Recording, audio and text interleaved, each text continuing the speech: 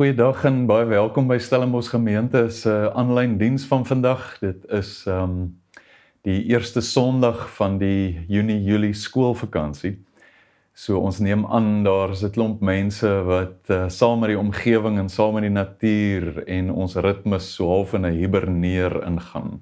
Dinge gaan stadiger, daar's ruimte vir rus, ruimte vir lank sit in rusbanke, voor kaggelvure of rondom bredies en mag dit ook vir jou waar wees. Mag dit regtig 'n rustyd wees, maar ook 'n tyd vir 'n diep saam met die wortels van die bome refleksietyd dalk ook vir jou.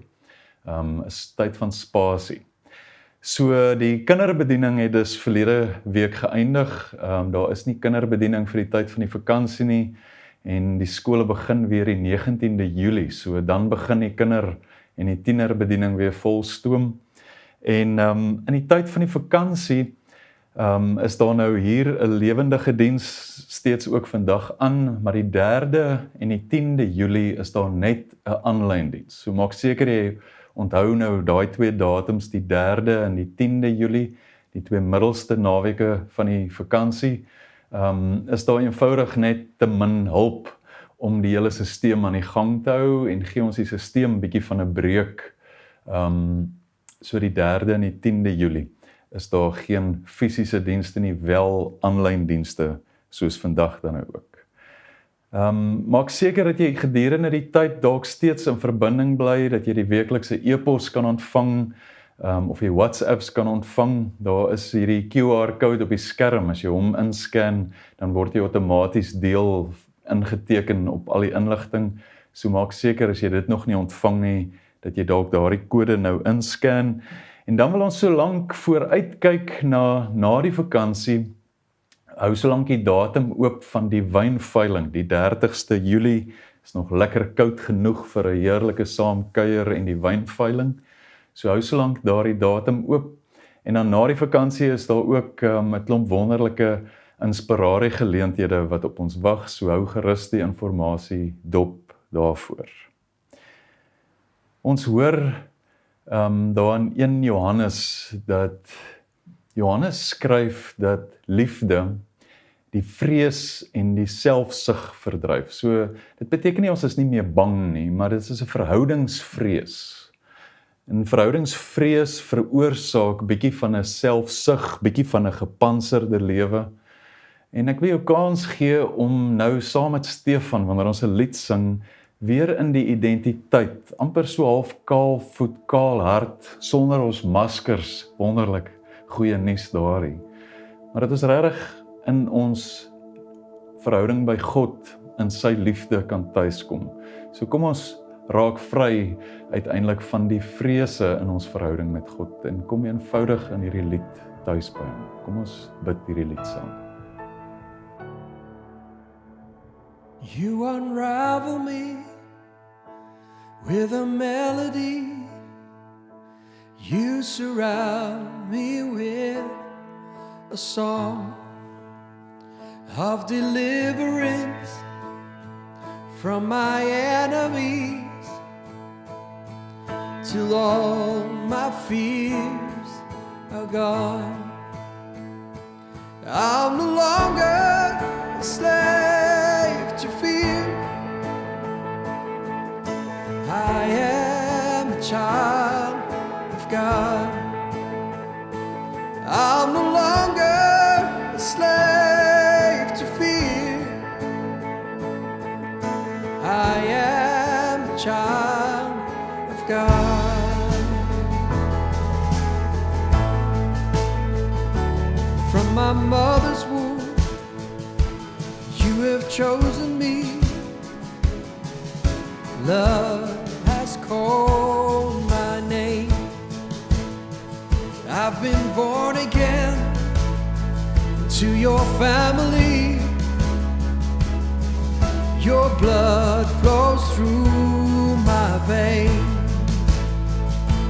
I'm no longer a slave to fear.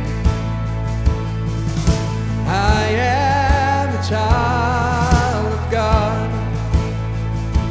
I'm no longer a slave to fear.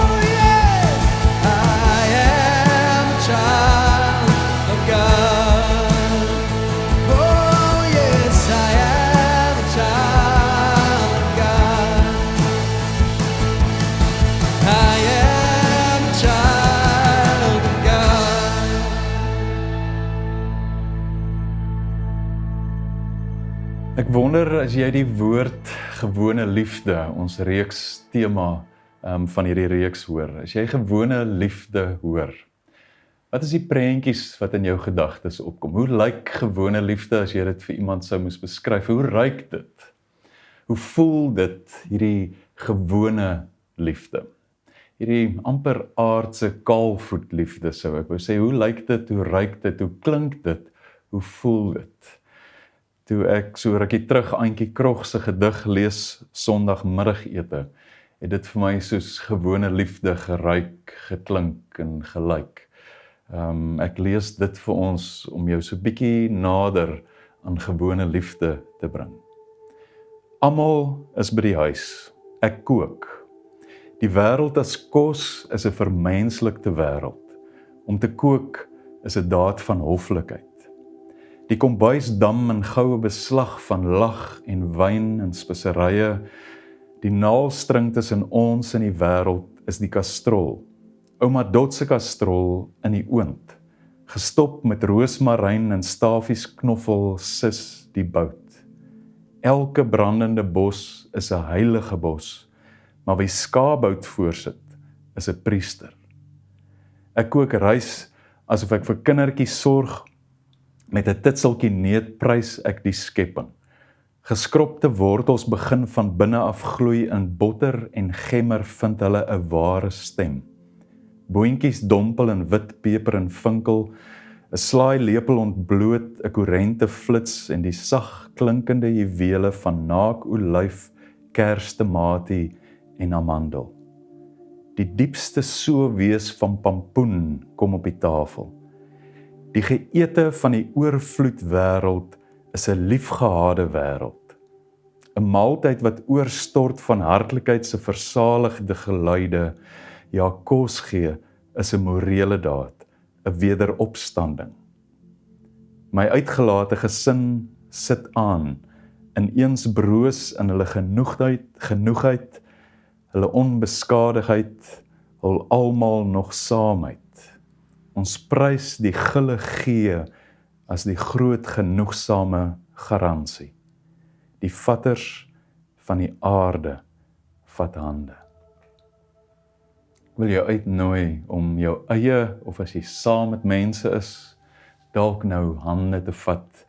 Kom ons bid saam.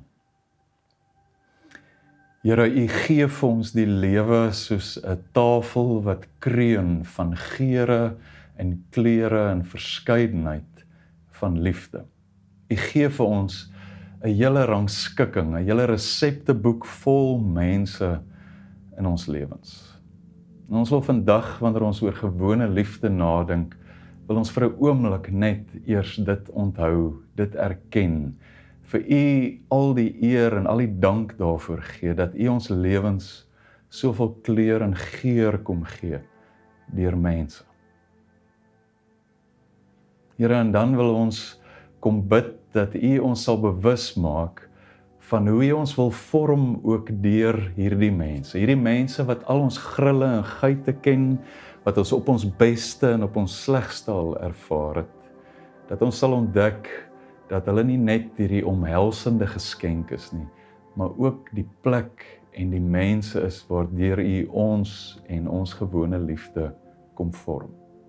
Dus dankie dat ons dit van U mag vra, Heilige Gees, omdat U weet dat die goddelike liefde waartoe U ons roep, dikwels vir ons net te ver bo ons vermoë voel. Wil U ons vandag kom ontmoet deur die woord en deur ons saam wees. Ons bid dit in Jesus se naam. Amen. Ek het die twyfelagtige voorreg om vandag tydens hierdie opname, maar die deadline vir wanneer my preek vir vandag oor hierdie gewone liefde moes klaar wees, is vandag ook my 21ste huweliksherdenking saam met Jana.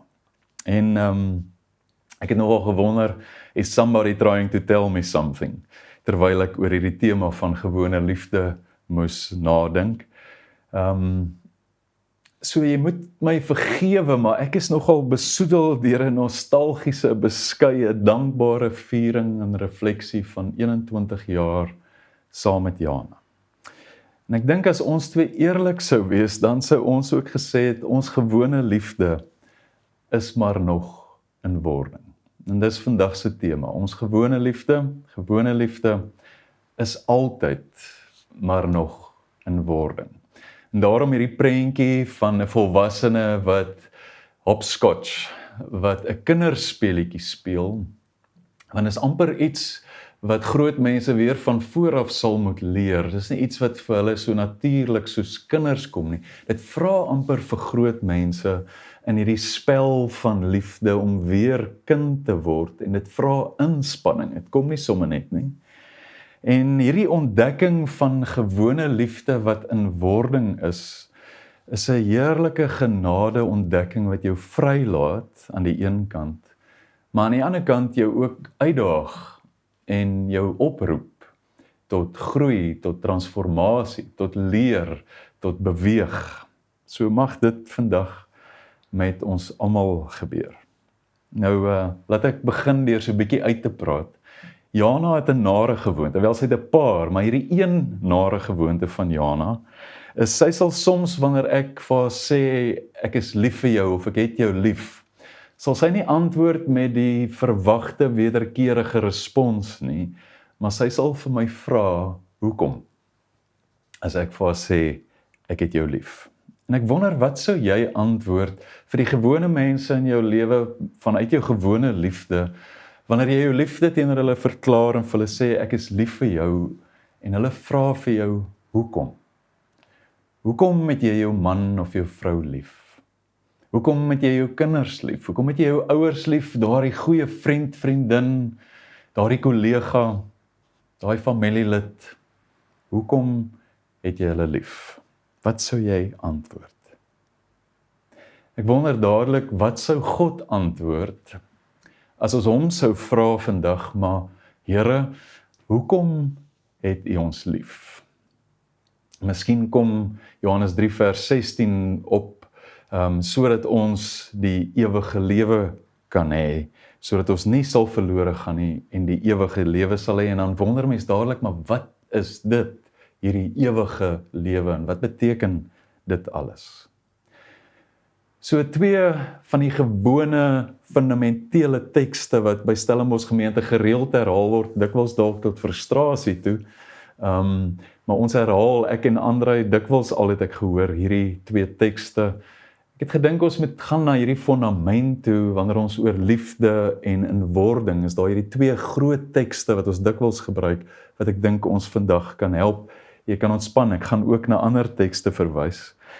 1 Johannes 4 vers 12 lees ons, niemand het God nog ooit gesien nie, maar as ons mekaar lief het, bly God in ons, en het sy liefde in ons sy doel volkome bereik. Die doel van die liefde, die doel van God se liefde het sy doel volkome bereik, wanneer ons mekaar lief het. En hierdie klink vir my na Johannes se antwoord op, hoekom Here het U ons lief? So wanneer God wat liefde is, al meer in ons lewens kom neskrop en kom tafel dek in ons harte, dan word ons mense wat lief het. Lief het soos wat hy lief het. Jy weet, daardie, ek gee myself as 'n onvoorwaardelike offer vir jou tipe liefde, wat Johannes in 1 Johannes 4 vers 10 beskryf. Daai werklike liefde is dit, nie die liefde wat ons vir mekaar het nie, maar die liefde wat God vir ons bewys het deur homself vir ons te gee. Daardie liefde.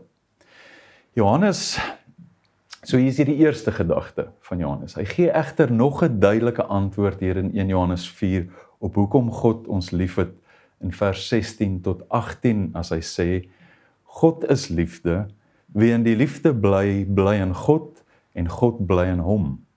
Hierin het die liefde sy doel volkome met ons bereik. Ons het niks te vrees vir die oordeelsdag nie, want in hierdie wêreld lewe ons reeds deur die liefde, net soos Jesus. Waar liefde is daar geen vrees nie, maar volmaakte liefde verdryf vrees. So hoekom het God ons lief? Eenvoudig gesê, God het ons lief, sodat ons mekaar soos hy ons lief het, sodat ons mekaar so sal lief hê. God het ons lief, Die tweede gedeelte van 1 Johannes 4, sodat ons nie meer in die verhoudingsvrees met hom sal leef nie, en hoef te leef nie. Want waar vrees is, in liefdesverhoudings, in enige verhoudings, ook met God, is daar voorgee en leuns, en magstryd en meet en beheer en valsheid. Dit klink soos geen pretensie, geen beheer, daai koor van daai great song. Geen pretensie, geen beheer. Ons is vrygemaak, ons kan met kaal harte ontmasker eerlik in ons verhouding voor God leef. So hierdie vreeslose kaal, oordraagbare of aansteeklike of oorspoelende liefde van God in ons, dit sê Johannes is die lewe. In Johannes 3 vers 16, dit is die ewige lewe. Johannes 10 vers 10, dit is die lewe van oorvloed wat hy vir ons kom gee het. 1 Johannes 4 vers 17, dit is die lewe wat ons reeds nou al leef, wanneer ons in hierdie gewone liefde tussen mekaar, wanneer ons hierdie liefde van God kan leef. So Trevor Hudson beskryf dit baie mooi as hy oor Johannes 13 se gebod van Jesus wat sê, ek het julle 'n nuwe gebod gegee, julle moet mekaar lief hê, dan skryf Trevor Hudson hieroor, oor hierdie, dit is die lewe, as hy sê, this great commandment is given us for our wholeness, the well-being of our relationships, and the healing of our societies. Shaping our lives into instruments of God's love breaks the tyranny, and ek sou sê, and self-destruction of ingrained self-centeredness. Our lives come alive when renewed responsiveness, with renewed responsiveness and fresh meaning. So hierdie hele idee van God kom gee sy liefde, om ons vry te maak van hierdie voorgee, geen hierdie pretensie en beheer tipe liefde, om ons vry te maak daarvan, en hy kom gee sy liefde vir ons, sodat ons mekaar uiteindelik sal lief hê. Johannes se konklusie in vers 19 van 1 Johannes 4 is, ons het lief, omdat God ons eerste lief gehad het. God het ons lief, sodat ons hierdie gewone liefde al meer kan leef. Nou, dis nou mooi om die fondament te sê, om hierdie waarheid te deel. Die vraag is dan, as jy dit hoor, om dadelik jouself af te vra, nou, hoe gaan dit met my liefde? Nie net op jou huweliksherdenkingdag nie, maar om jouself gereeld af te vra. So ek wonder as jy vandag sou sê, hoe gaan dit met jou gewone liefde? Ek weet nie hoe dit met jou liefde gaan nie. Ek hoor baie geluide en ek sien dit in my en Jana se verhouding en soms in my verhouding met my kinders ook, en kinders in vriendskapsverhoudings, dat ons so die laaste 2 jaar baie onderdruk is in terme van ons gewone liefde. Dat dit swaar gaan. Nie net met die ekonomie en die brandstofprys nie, maar ook as dit kom by ons gewone liefde. So hoe gaan dit met jou vreeslose kaal leef in verhoudings? En meeste van die tyd klink dit vir my of ons voel ons maak dit nie. Want hierdie selflose, totaal selfopofferende goddelike liefde voel eenvoudig net te onmoontlik om by uit te kom. Het voel of ons die hele tyd net tekort skiet en dit vul ons amper met hierdie skaamte en hierdie gevoel van ons maak dit nie. So daarom die volgende fundamentele teks van SG, en dis 2 Korintiërs 3 vers 18, wat jy hopelik teen die tyd al uit jou kop uit kan sê. As Paulus skryf, ons almal weerspieël die heerlikheid van die Here, want die sluier is van ons gesig af weggeneem. Ons word al meer verander om aan die beeld van Christus gelyk te word. Die heerlikheid wat van ons uitstraal, neem steeds toe, dit doen die Here wat die Gees is. Wanneer God liefde is, soos Johannes beskryf, dan is sy heerlikheid tog 'n uitstraling van hierdie liefde, soos wat ons in Jesus hoor en sien en beleef. Sy heerlikheid, die heerlikheid van 'n God van liefde, is die uitstraling van hierdie liefde. En Paulus reken dat hierdie liefdesuitstraling of bestraling reeds deur ons uitgestraal word in ons gewone liefde, in ons lewens, in ons wêreld waarin ons leef. Paulus sê ons is kaal, ons is ontsluier van al ons vreesgedrewe voorgee maskers en ons weerkaats reeds hierdie liefde, maar, en hierdie is 'n baie bevrydende maar, die liefdesheerlikheid neem steeds toe. Die uitstraal, die uitleef, die woord van SG, die uitleef van hierdie liefde is nog in wording, is nog nie klaar nie. En die een wat ons hiermee help, is die Gees. So God gee vir ons sy liefde, sodat ons mekaar kan lief hê. Hierdie liefde straal reeds uit ons uit, ons is reeds die sluier en die maskers is van ons gesig af weggeneem, en ons straal reeds dit uit. Daarom vroeg ons oor liefde, daarom praat ons oor gewone liefde en gereeld dalk ook. Maar hierdie liefde is maar nog in wording. Wat 'n wonderlike bevrydende genade oomblik om dit net weer te hoor. So die kruks van hierdie twee tekste bymekaar bring, gewone liefde is altyd, ek sal regtig wil sê, ewig in wording. Trevor Hudson onderstreep die noodsaaklikheid hiervan in Signposts to Spirituality as hy skryf, learning to love is an indispensable component of the Christ-following vocation. There is no higher priority for the Christ follower than learning to love. Ons dink nogal maklik onder die invloed van die romantieke tyd en natuurlik talle Hollywood stories, dat ons het lief of ons het nie lief nie. Ons word liefgehê of ons word nie liefgehê nie. Ons nêrens hierdie grys nie. Dis alles hierdie totale ekstase of 'n totale afwesigheid van liefde. Daar's nêrens ruimte vir hierdie liefde wat in wording is nie. Ons verwag dat dit 'n opwindende veeverhaal toestand is, hierdie idee van liefde, en dat dit behoort uit ten minste so te wees, dat daar op 'n een of ander manier hierdie spontane, inspanningslose sinkronisasie tussen twee mense, wie ook al hierdie twee mense is, behoort te wees. Selfs ook tussen ons en God, dat dit hierdie inspanninglose, spontane sinkronisasie van beweging en verhouding tussen mekaar is. Maar hierdie idee van liefde is nog in wording, of liefde word geleer, liefde word gevolg, en soos wat jy dit volg, word dit al meer 'n gevolg in jou lewe, dat dit klink eenvoudig nie so lekker nie. Veral nie as leer beteken dat jy gaan moet verander nie. Veral nie as leer beteken daar is ontwikkeling en groei in ons liefde nie, dat dit nie staties is en nie afgehandel is nie. So in sy topverkoper, The Cause of Love, skryf Alain de Botton, 'n moderne filosoof kan ons hom noem, hy sê, love is a skill, not just an enthusiasm. So as liefde hierdie skill is, hierdie vaardigheid, hierdie vrug van die Gees is, wat ontwikkel moet word en moet groei, en bevrug moet word en moet groei, dan is dit iets wat in wording is, wat geleer moet word. So kom ons kyk na 'n Bybelse voorbeeld van hierdie ingesteldheid van liefde is nog in wording. En ek sal dit amper wil opdeel in twee en sê liefde 101 en liefde 201. So kom ons kyk eers baie eerlik na liefde 101. Dit is 'n lekker winterteks, 'n stomende winterteks, en jy kan ontspan. Ek het die stomende dele gesensor, want ek weet nie wie luister of kyk nie. En jy kan dit gerus later gaan lees, twee gedeeltes uit Hooglied. Eers Hooglied 2 vers 16 tot 3 vers 4.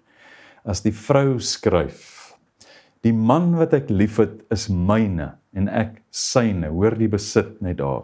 Hy laat sy skape tussen die lelies wei, tot die aandwind begin waai en die skaduwees lank word.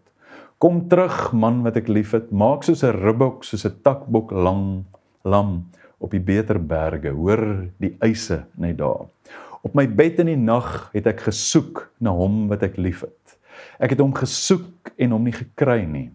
Ek het opgestaan en in die stad rondgegaan, 'n baie onbetaamlike ding vir 'n vrou van daai tyd om te doen. Ek het opgestaan en in die stad rondgegaan, op die strate en die pleine, en hom gesoek wat ek liefhet. Ek het hom gesoek en hom nie gekry nie. Die wagte wat die stad patrolleer, het my daar gekry. Ek het gevra, het julle die man wat ek liefhet gesien? Skaars was ek by hulle verby, of ek het hom wat ek liefhet gekry. Ek het hom vasgegryp en hom nie laat los nie. Ek het hom na my ma se huis toe gebring, na die kamer toe, waar ek gebore is.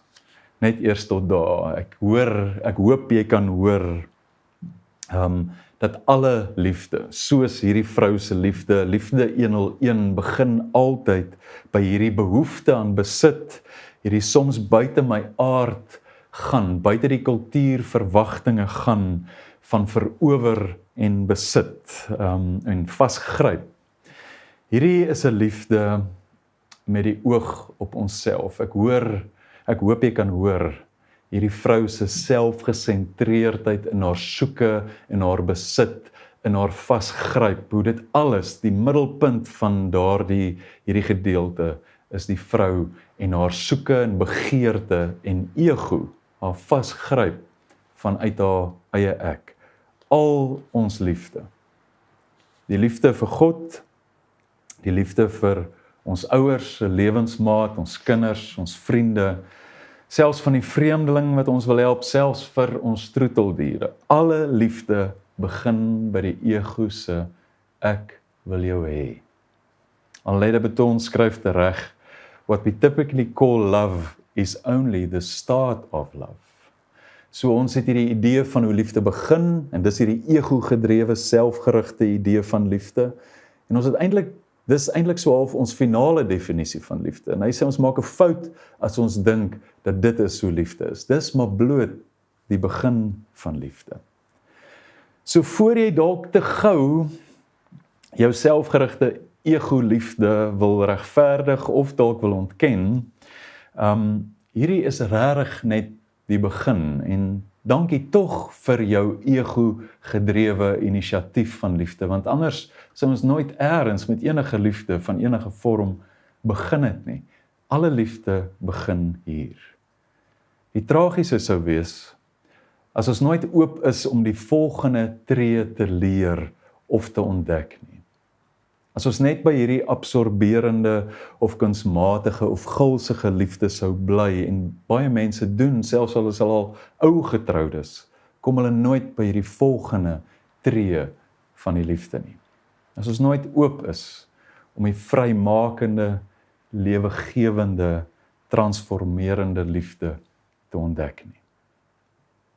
So dankie tog vir jou onbetaamlike ego-gedrewe liefde, en dankie tog vir hierdie vrousinne, want sy gee darm die volgende tree, as sy in Hooglied 8 lees ons hoe sy nou reflekteer. Sy reflekteer oor haar liefde vir hierdie man, as sy sê, was jy maar my broer, het jy ook maar aan my ma gedrink, dan het ek jou gesoen as ek jou in die straat kry, en niemand sou my daaroor kwaadlik geneem het nie. Dan het ek jou saamgevat en na my ma se huis toe gebring, en het jy my daar die kuns van die liefde geleer. Hierdie is 'n baie slegte vertaling van wat daar regtig in die oorspronklike teks staan, maar dit is so mooi, hierdie gedagte van, jy leer my die kuns van die liefde. Die vrou beweeg van, ek wil jou verower, vasgryp en besit in haar liefde, na jy sal my die kuns van die liefde moet leer, want ek kan dit nie op my eie doen nie. 'n totaal ander vertrekpunt, 'n totaal ander gesindheid in haar verhouding met haar geliefde. Liefde sonder die ego se maskers is iets wat uiteindelik geleer word. Dit is soos 'n kuns wat aangeleer word. So sou ons vandag nou oor die huwelik gesels het, en jy kan ontspan, ek gaan nie, dan sou ek nou so 'n bietjie die leerskool van die huwelik wou uitpak saam met jou, dat jy dit net 'n slag anders kan sien, en kan ontdek, en kan geniet, en kan lag oor, en ook by kan leer, so jy kan dit ook op 'n stadium saam met jou geliefde gaan doen. Maar wat ek hoop ons vandag net kan raak sien deur hierdie voorbeeld, 'n baie aardse voorbeeld, is hierdie ingesteldheid van gewone liefde word geleer. En om te leer is om nog in wording te wees. Party filosowe en filosofie gebruik die begrip van 'n beginner's mind, 'n leergierige gees, sou my oupa gesê het.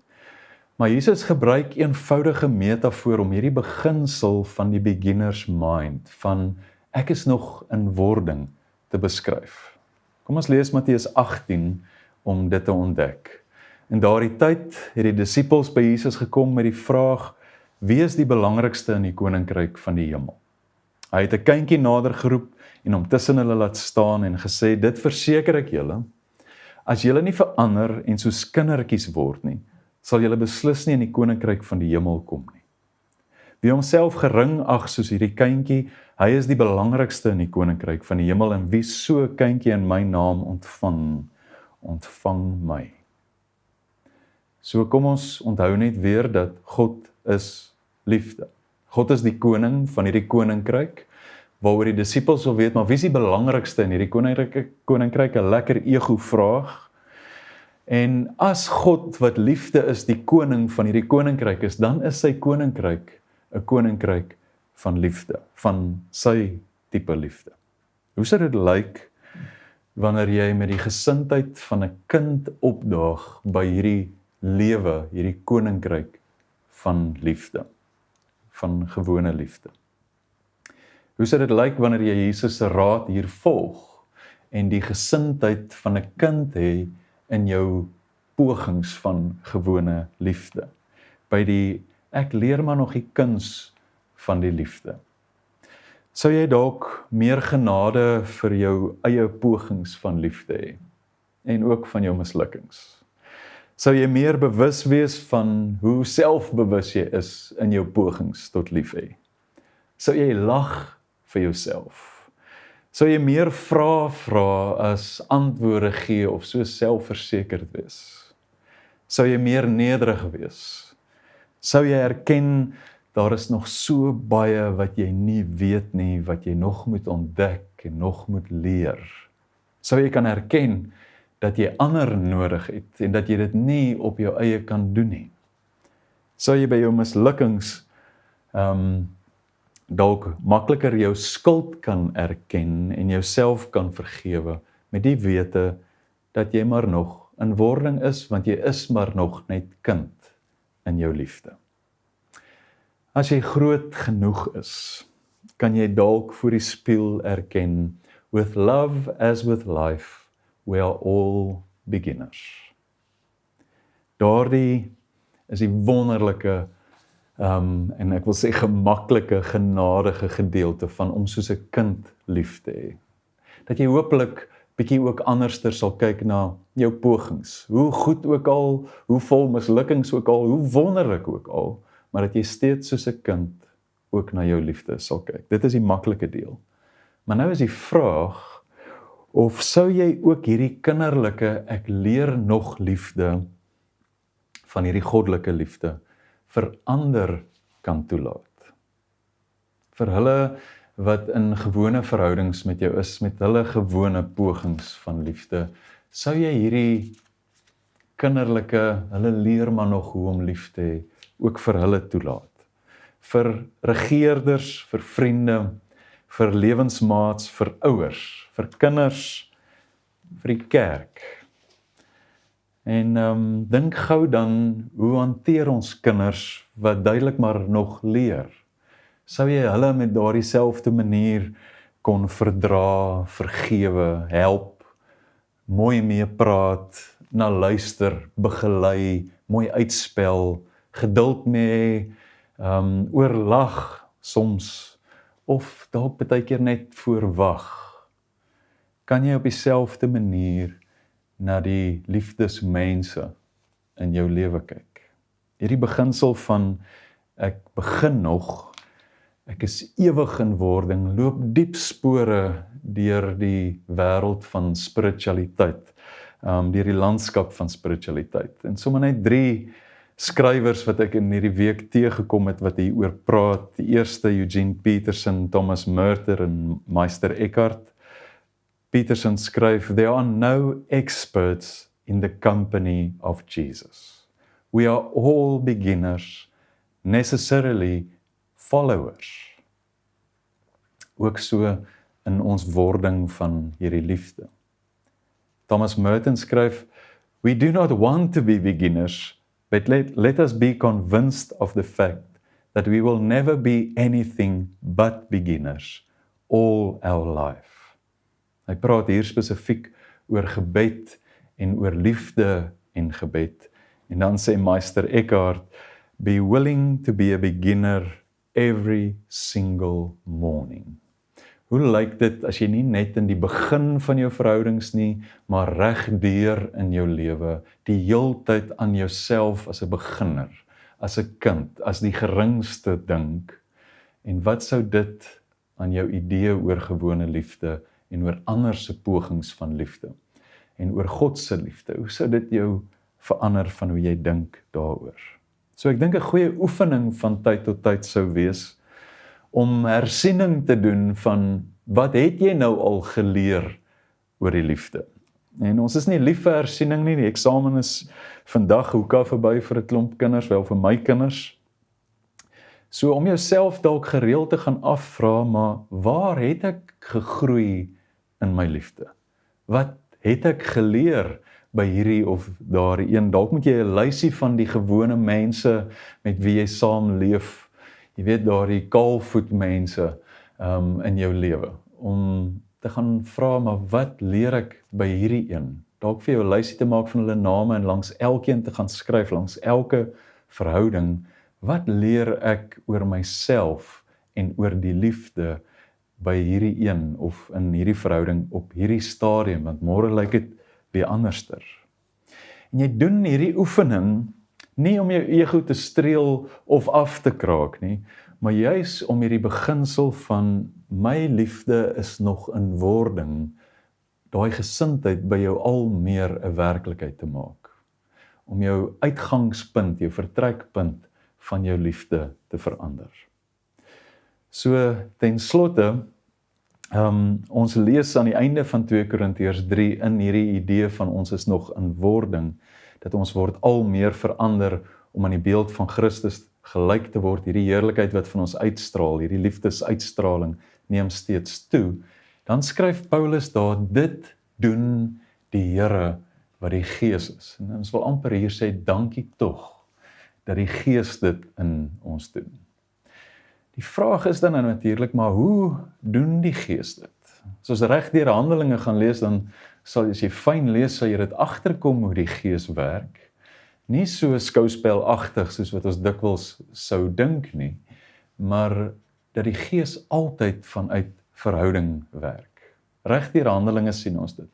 En dat dit maar moeilik gaan en nie so maklik is wanneer die Gees ons beet krye in hierdie vorming nie. So hoe is die Gees besig om gewone liefde in jou al meer 'n werklikheid te laat word? Søren Kierkegaard skryf dit baie mooi as hy sê, when one has once fully entered the realm of life, of love, the world, no matter how imperfect, becomes rich and beautiful. It consists solely of opportunities for love.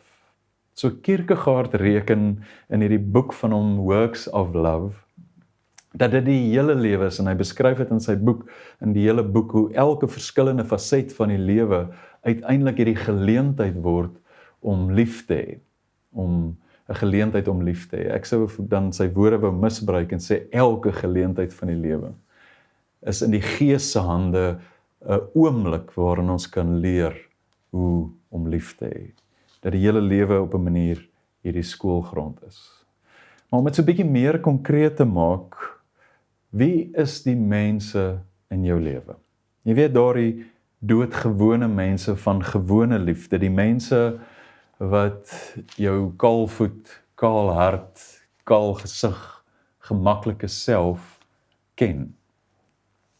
Hulle is die hoofskoolgrond van jou liefde.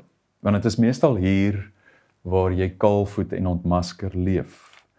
En dan is die leeroomblikke by hierdie mense in jou lewe. Nie jou ekstase, alles is wonderlik oomblikke saam met hulle nie, maar die moeilike oomblikke. Die konflik en teleurstelling oomblikke, die irritasie en frustrasie en teleurstelling oomblikke. Waar is God se liefde die duidelikste in die Bybel, as jy so moet sê? Waar sien ons dit die duidelikste? Natuurlik wanneer Jesus aan die kruis is. Die kruisoomblik is die helderste uitstraling van God se liefdesheerlikheid. En is dit dan ook waar van ons verhoudings? Dat dit is juis by die kruisoomblikke in ons gewone liefde waar ons die liefde leer, waar die liefde die meeste gevorm word. So wanneer jy spanning, konflik, frustrasie, teleurstelling of wat ook al in jou gewone liefdesverhoudings ervaar, en gewoonlik raak jy heel eers bewus daarvan in jou lyf, of jou kraag word warm, of jy het 'n kol op jou maag, of jy begin sweet, of jou hande begin sweet. In daai oomblikke van gewaarwording moet jy weet die skoolklok lui nou. In daai ongemaklike oomblikke in ons doodgewone liefde, of dit nou spanning, konflik, teleurstelling of wat ook al is, daai is die skoolklok wat lui, wat vir jou sê die Gees begin nou om jou te leer wat dit is om lief te hê. So Thomas Keating stel in hierdie verband die welcoming prayer voor. Die welcoming prayer is 'n gebed wat hy voorstel dat mens daagliks oor die lewe bid. Ek sou wou voorstel dat jy 'n baie korter skietgebed weergawe van hierdie welcoming prayer in daai moeilike verhoudings, gewone liefde oomblikke, dat jy so 'n gebed vir jouself sal gaan skryf, van wanneer daai skoolklok lui, dat jy hierdie leer oomblik kan verwelkom, en nie so daarteen beklei, of jou so wil laat geld, of dit so vermy, of net wegstap nie. En die welcoming prayer wil ek vir jou lees, van Thomas Keating, as hy skryf, welcome, welcome, welcome. I welcome everything that comes to me today, because I know it's for my healing. I welcome all thoughts, feelings, emotions, persons, situations, and conditions. I let go of my desire for power and control. I let go of my desire for affection, esteem, approval, and pleasure. I let go of my desire for survival and security. I let go of my desire to change any situation, condition, person, or myself. I open to the love and presence of God and God's action within. Amen. Jou gewone mense, van jou gewone liefde, is God se geskenk aan jou. 'n Geskenk van versorging en omhelsing en tuiskoms, en mag jy dit ervaar en mag jy dit geniet, veral in die wintertye van die lewe.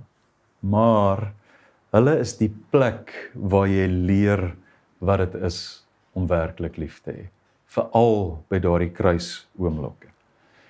Laat hulle toe om deur die Gees gebruik te word om jou al meer te leer en jou al meer te vorm. Mag die Gees by jou 'n openheid van gees in jou losmaak, dat jy sal leer in jou gewone liefde van hoe dit is om al meer daardie goddelike liefde uit te straal en uit te leef. Ek kan vir jou kans gee om nou hierdie gebed te bid in jou eie woorde, en dan sing ons daarna so 'n oopmaak gebed, 'n dankgebed vir God se liefde, en ons reflekteer 'n bietjie oor hoe God se liefde, ons verwelkom dit met 'n lied wat ons ten slotte gaan saam sing. Ek gee jou kans om te bid, en daarna sing ons die lied saam.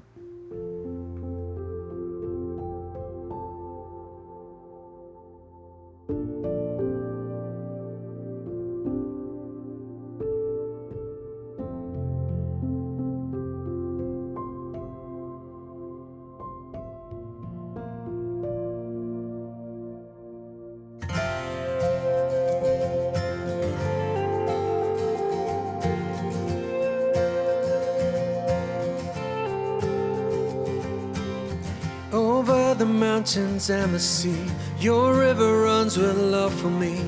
And I will open up my heart and let the healer set me free. I'm happy to be in the truth, and I will daily lift my hands, for I will always sing of when your love came down.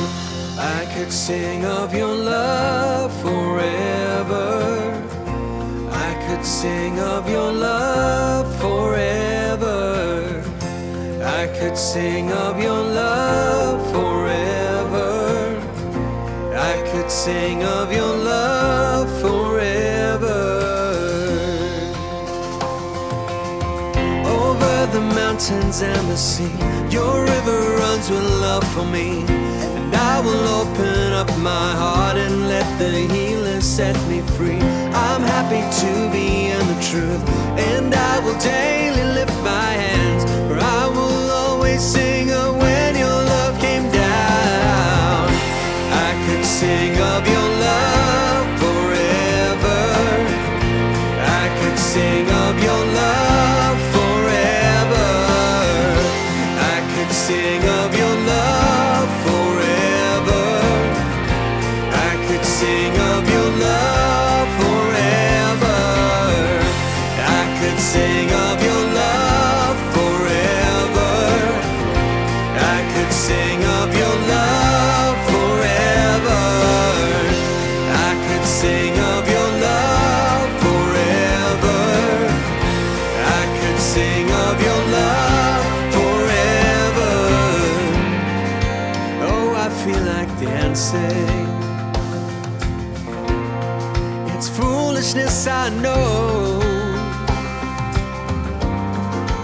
When the world has seen the light, they will dance with joy like we're dancing now.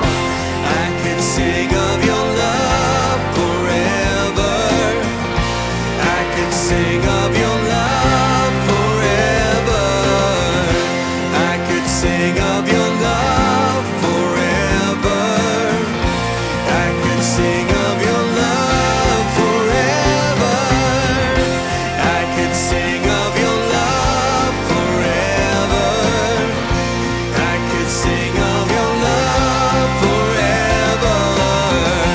I could sing of your love forever. I could sing of your love forever. Oh, I could sing of your love forever. Oh, I could sing of your love forever.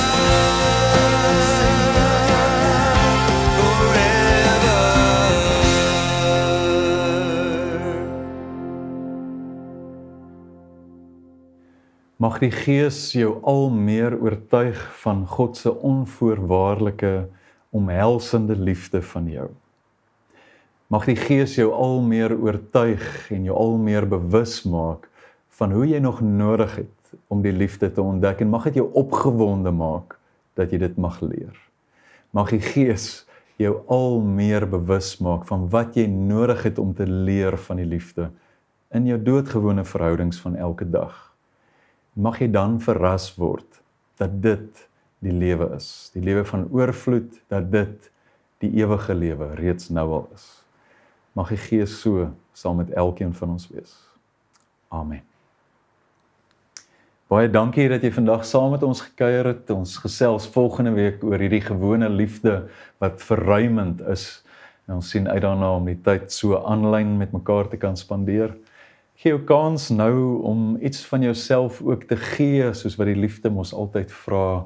En mag jy gee vanuit 'n liefde vir Stellenbosch gemeente, maar veral vanuit 'n liefde vir wat die Gees besig is om deur Stellenbosch gemeente te doen. Gee jou kans vir 'n finansiële bydrae. Goeiedag vir julle almal.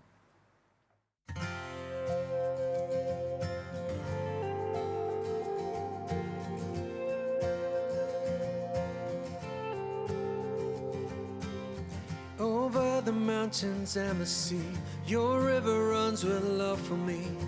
And I will open up my heart and let the healer set me free. I'm happy to be in the truth, and I will daily lift my hands, for I will always sing of when your love came down. I could sing of your love forever. I could sing of your love forever. I could sing of your love forever. I could sing of your love forever. Over the mountains and the sea, your river runs with love for me. And I will open up my heart and let the healer set me free. I'm happy to be in the truth, and I will daily lift my hands, for I will always sing